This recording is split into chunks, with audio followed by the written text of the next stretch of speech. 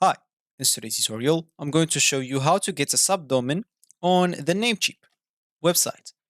So the first thing that you would like to do, of course, is just go and open whatever browser you're going to use to follow this tutorial steps with. Here in my case, I'm actually using Brave, but of course, in your case, you can use any other browser could be possibly working for you. Once you do that, make sure to go into this URL section and simply type namecheap.com and hit the enter button. That should take you into this page, which is going to be your home screen or your main screen of the Namecheap website. If you have an account, make sure to go into the sign in option, you'll find it instead of this. Fill your username and password and log in into your account. If you don't have an account, make sure to click at sign up option. You'll find it to the right of your sign in option to create an account. Of course, there's no fast way such as sign in or sign up with Google or something like that, so you'll have to do everything manually.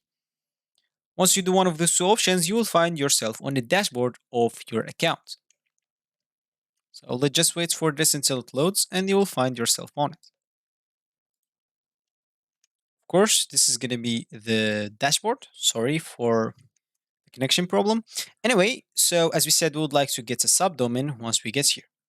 Of course, the first thing that you would like to do is just select the domain list on the left panel here.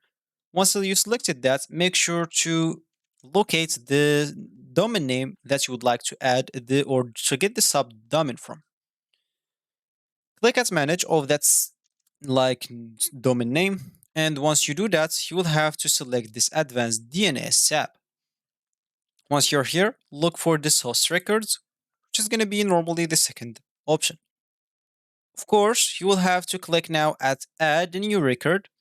And of course, select the way your subdomain will be connected to the list below. As you can see, we have here a lot of lists, a lot of types. So choose whatever suits you. And of course, whatever type, you should fill the host and the value of it. And of course, even change the TLL if necessary.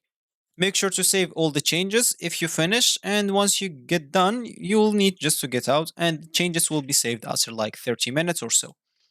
So that's actually for this tutorial. I hope you like it. Thank you guys for watching and goodbye.